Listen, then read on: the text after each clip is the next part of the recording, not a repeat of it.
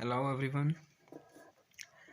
माई self Atif Ahmad और आज मैं लाया हूँ आपके लिए बहुत ही ज़बरदस्त वीडियो फिज़िक्स की पेपर की प्रेजेंटेशन के हवाले से। आज मैं आपको बताऊँगा कि पेपर को आपने किस तरह से प्रेजेंट करना है कि आपको मैक्सिमम मार्क्स मिले। और ये बिल्कुल लेटेस्ट डिज़ाइन और लेटेस्ट जो पैटर्न है उसके मुताबिक मैं लाया हूँ बना के। तकरीबन हर क्वेश्चन का एक दो सैम्पल मैंने इसमें बनाया है ताकि आपको पूरी आसानी हो कि किस तरह से पेपर आप अटैम्प्ट करेंगे। सबसे पहले स्टार्ट करते हैं सेक्शन बी से। ये हमारे पास आप सबसे पहले सेक्शन बी लिखेंगे, ठीक है। अगर आपको ऐसी राइटिंग नहीं आती तो फिर आप अपनी जो आपको बेहतर तरीके से आप लिख सकते हैं, बस साफ लिखेंगे, सही से मार्कर का यूज़ करेंगे, ब्लू का मार्कर का यूज़ करेंगे। बॉर्डर लाइन जैसे मैंने लगाई इस तरह से बॉर्डर लाइन आप लगा लेंगे और क्वेश्चन को आप स्टार्ट कर देंगे। अगर ऐसे लिख लें तो ज़्यादा अच्छा है। और सबसे पहले आपने सेक्शन बी लिख लिया। सेक्शन सी के बाद उसको डबल अंडरलाइन करना है। डबल अंडरलाइन भी आपने बोल्ड मार्कर से करना है। उसके बाद फिर आपने क्वेश्चन नंबर 2, जो भी आपका क्वेश्चन होता है शार्ट क्वेश्चन का नंबर, क्वेश्चन नंबर 2, उसके अंदर फिर सब पार्ट्स होते हैं जिसमें से आपने कोई से 15 में से कोई से 8 से 10 क्वेश्चन करने होते हैं आपने। तो ये वो क्वेश्चन का नंबर आप इस डिज़ाइन से देंगे जैसे ये मैंने बनाया हुआ है ऐसे। उसके बाद आपने नीचे हेडिंग लिखनी है शॉर्ट आंसर्स, क्योंकि क्वेश्चन आप नहीं लिखेंगे, सिर्फ लिखेंगे शॉर्ट आंसर्स। शॉर्ट आंसर के बाद वो जो आपको दिए गए क्वेश्चन हैं उनमें से आप एक एक करके उन क्वेश्चंस को सॉल्व करते शुरू हो जाएंगे और जो क्वेश्चन आपको सबसे अच्छा आता है उसको सबसे पहले आप अटैम्प्ट करेंगे। इस बात का आपने ख़ास ख्याल रखना है। अभी जैसे हमारे पास ये क्वेश्चन है, मुझे क्वेश्चन नंबर 1 पहले आता है, तो मैंने सबसे पहले क्वेश्चन नंबर 1 जो क्वेश्चन का ओरिजिनल नंबर है वही नंबर मैंने यहाँ पे मेंशन करना है। और मेंशन करने के बाद फिर हमने जैसे हमारे पास क्वेश्चन था कि what is difference between the base quantities and drive quantities, तो डायरेक्ट डेफिनेशन नहीं लिखनी बल्कि पहले आपने इस तरह नंबर डालना है और सब क्वेश्चन इस तरह से डिज़ाइनिंग करेंगे। सिंपल सी डिज़ाइनिंग का कोई मुश्किल नहीं है ये। और उसके बाद फिर आप हेडिंग देंगे सबसे पहले बेस क्वांटिटी की। अंडरलाइन करना चाहें बेस क्वांटिटी को तो कर लें, बगैर अंडरलाइन के भी अच्छा लगता है। और उसके बाद फिर आपने उसकी डेफिनेशन लिखेंगे जैसे अभी मैंने लिखी है। डेफिनेशन को आपने इन्वर्टेड कॉमर्स में लिखना है, एक तो ये आप देख रहे हैं, ठीक है। इन्वर्टेड कॉमर्स के बाद आपने इस चीज़ का भी ख्याल रखना है कि इसको आपने बिल्कुल यहाँ से स्टार्ट नहीं करना बल्कि थोड़ा सा गैप, जैसे मैंने यहाँ पर ये गैप दिया हुआ है, थोड़ा सा आप गैप दे दें और गैप के बाद आप इसको आगे डेफिनेशन को लिखें। और डेफिनेशन जो भी कोई भी डेफिनेशन आप लिखते हैं इसके अंदर तो कोशिश करें उसको अंडरलाइन कर दें बॉल पॉइंट से। उसके बाद आपके पास नीचे एग्जाम्पल आपने देनी है, तो एग्जाम्पल देते हुए आपने हेडिंग देनी है एग्जाम्पल की सबसे पहले, जैसे मैंने लिखी हुई हेडिंग एग्जाम्पल की, और उसके बाद एक एक करके ऐसे बुलेट्स की फॉर्म में आप एग्जाम्पल देंगे, ठीक है, ताकि पेपर चेक करने वाले को एक नज़र में सही से क्लियर हो जाए कि इसको पेपर आता है।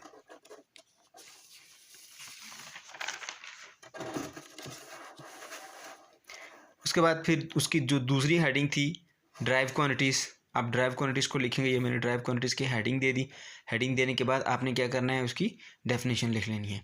डेफिनेशन को अंडरलाइन करना है जैसे मैंने बॉल पॉइंट से अंडरलाइन किया और इन्वर्टेड कॉमर्स में लिखना है। और उसके बाद फिर आपने क्या करना है, उसके बाद आपने एग्जाम्पल की हेडिंग दे के फिर लिखेंगे। याद रखें जितनी ज़्यादा आप हेडिंग देंगे उतना ज़्यादा पेपर आपका अट्रैक्टिव लगेगा, खूबसूरत होगा और आपको ज़्यादा मार्क्स मिलेंगे। इसके बाद फिर आपका एक क्वेश्चन ख़त्म हो गया तो आपने नए क्वेश्चन के लिए क्वेश्चन नंबर 3 लेट्स सपोज अगर आपको आता है तो क्वेश्चन नंबर 3 आपने लिखना स्टार्ट कर दिया। उससे पहले आपने ये देखिए, आपने यहाँ पर क्वेश्चन नंबर 3 लिखा, जो क्वेश्चन का ओरिजिनल नंबर था वही नंबर लिखेंगे और इस तरह से डिज़ाइन बनाएंगे। अब ये जो लाइन है ये प्रीवियस क्वेश्चन की एंडिंग लाइन है और न्यू क्वेश्चन की स्टार्टिंग लाइन है। यहाँ से हमारा क्वेश्चन नंबर 3 जो है ना वो स्टार्ट हो गया, जो कि डिस्टेंस टाइम ग्राफ के ऊपर था। उसका आंसर पहले लिखने के बाद फिर आपने ग्राफ की हेडिंग देनी है और ग्राफ की हेडिंग देने के बाद फिर आप ग्राफ को बनाएंगे जैसे मैंने ग्राफ को यहाँ बनाया है। तो इस तरह आप पहले सारा लिखेंगे कि ग्राफ कैसा होता है उसका, उसके बाद ग्राफ की हेडिंग देने के बाद ग्राफ को खूबसूरत सा नीट सा करके आप ड्रा करेंगे।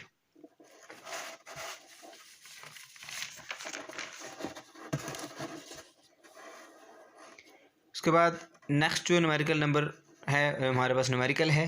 अब न्यूमेरिकल को कैसे आपने सॉल्व करना है, पहले न्यूमेरिकल की हेडिंग दे दें खूबसूरत सी, उसको बोल्ड करके आप डबल लाइन लगा दें, इसको अंडरलाइन कर दें। और उसके बाद सबसे पहले आप डाटा लिखेंगे। डाटा आपको न्यूमेरिकल के अंदर कौन कौन सी वैल्यूज़ गिवन है वो आपका डाटा होती है। आप डाटा लिखेंगे, ठीक है। जैसा कि इसमें मास गिवन है, initial velocity, final velocity given है और टाइम गिवन है। तो आपने ये सब लिखने के बाद फिर आपने फाइंड क्या चीज़ मालूम करनी है। आपने जो भी क्वेश्चन के अंदर आपको रिक्वायर्ड चीज़ होती है, जो चीज़ आपने मालूम करनी होती है, उसको आप फाइंड में लिख देंगे। इसको आप रिक्वायर्ड भी लिख सकते हैं, फाइंड लिखना चाहते हैं तो फाइंड भी लिख लें। फाइंड हमने एफ़ करना है, फोर्स मालूम करनी थी तो हमने एफ़ क्या किया, क्वेश्चन मार्क बना दिया। उसके बाद फिर आप ये देखेंगे कि अब इसके अंदर फार्मूला कौन सा इस्तेमाल होता है। फार्मूले की हेडिंग देने के बाद फार्मूला लिख देंगे। उसके बाद क्या करेंगे आप, उसके बाद आपने जो भी फार्मूला है उसको सॉल्यूशन के थ्रू सॉल्व करना है। सॉल्यूशन की हेडिंग आएगी जैसा कि ये बताया गया है। सॉल्यूशन की हेडिंग के बाद आपने इस क्वेश्चन को सॉल्व करना, न्यूमेरिकल को सॉल्व करना शुरू कर देना है और एंड पे आपका ये आंसर आ जाएगा। एक और चीज़ जो आप एडिशनल कर सकते हैं, उसको रिज़ल्ट की हेडिंग देने के बाद, यहाँ पे अगर आप चाहें तो रिज़ल्ट की हेडिंग देने के बाद ये बता दें कि ये हमारा इस क्वेश्चन का रिज़ल्ट है। ये आंसर की हेडिंग देने के बाद आप ये लिख सकते हैं F = 25 न्यूटन। वो आपकी मर्ज़ी है, अगर आप लिखना चाहते हैं आंसर तो यहाँ आंसर की हेडिंग दें और इसका आंसर लिख दें।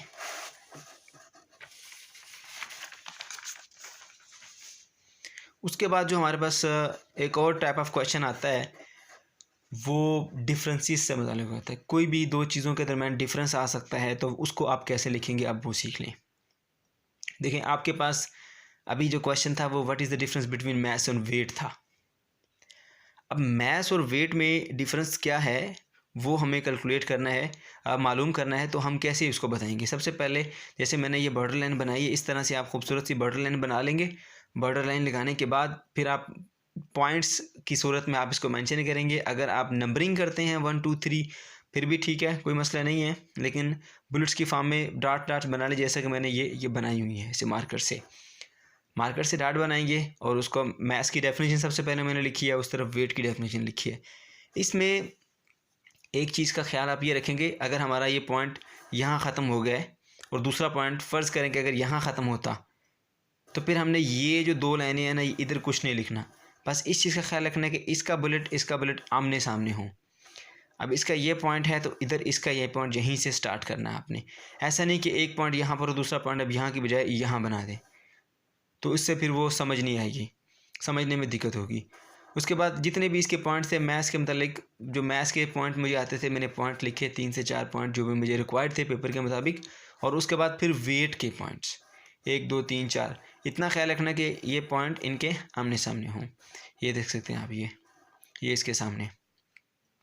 अब जैसे इसके सामने ये था, अब ये 2 लाइनों में ख़त्म हो गया, मगर ये ज़्यादा लाइनें इसने इस्तेमाल की, यहाँ पे ख़त्म हुआ।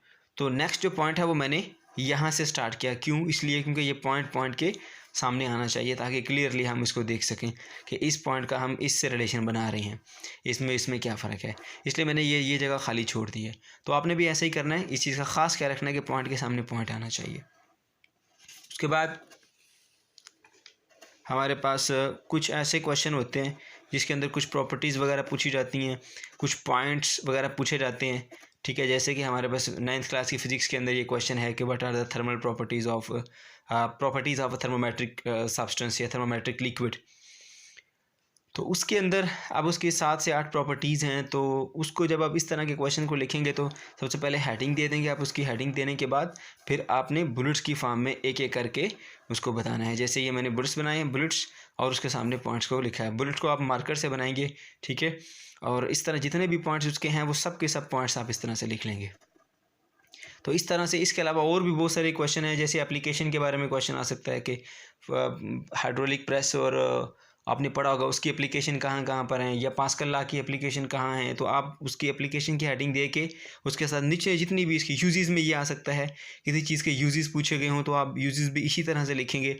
प्रॉपर्टीज़ के बारे में पूछा गया तो इस तरह से लिखेंगे। इसके अलावा और कुछ इस तरह का क्वेश्चन जिसमें कुछ पॉइंट्स अलग अलग हों तो आप इस तरह से लिख सकते हैं उसको।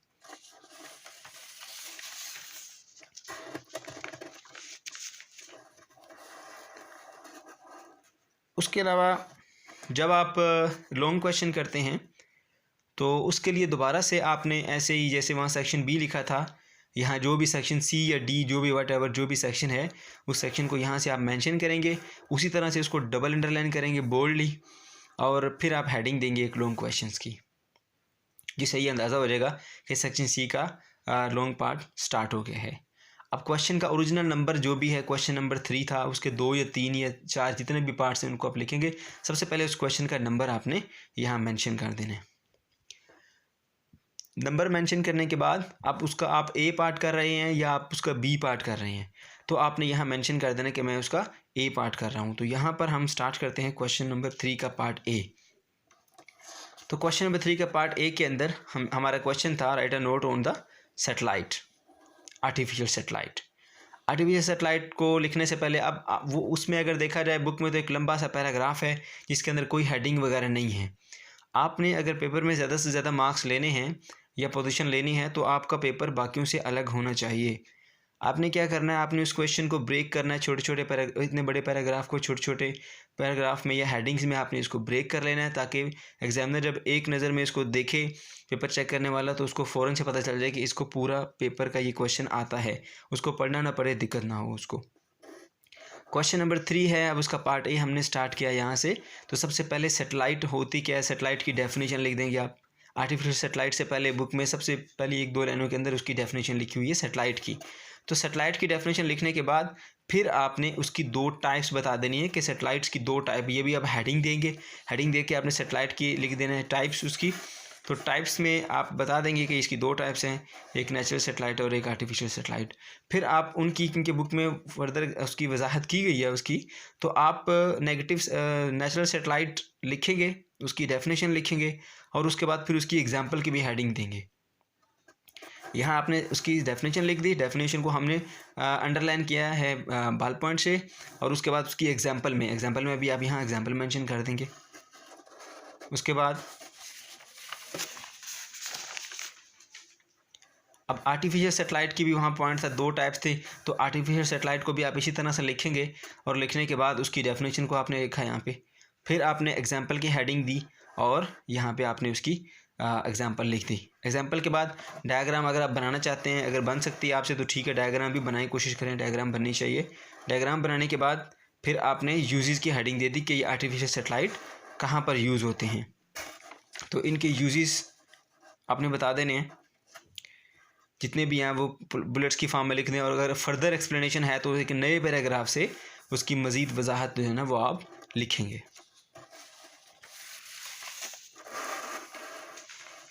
उसके बाद इसमें एक और पॉइंट बचता है जियो स्टेशन सैटेलाइट का।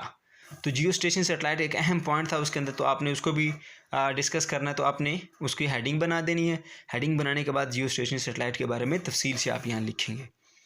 फिर अब उसका क्वेश्चन नंबर 3 का पार्ट बी आपने करना है, तो पार्ट बी भी आप इसी तरीके से करेंगे सॉल्व।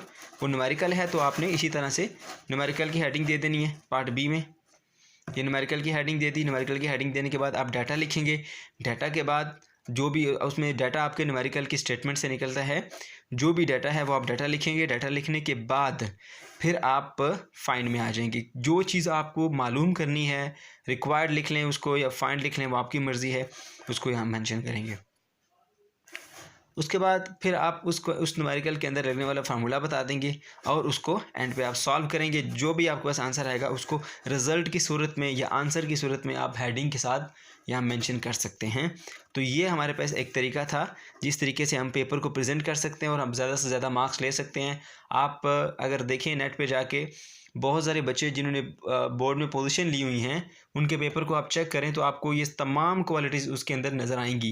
बल्कि ये जो आपको पेपर प्रेजेंटेशन बताई जा रही है ये उससे कहीं गुना ज़्यादा खूबसूरत और बेहतर है।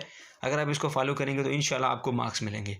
और अच्छे तरीके से डाटा पे ग्रिप बनाएं, डाटा तैयार करें और उसके बाद फिर इस प्रेजेंटेशन वे को अडॉप्ट करें, इंशाल्लाह आपके मार्क्स आएंगे। Thank you so much, thanks for watching.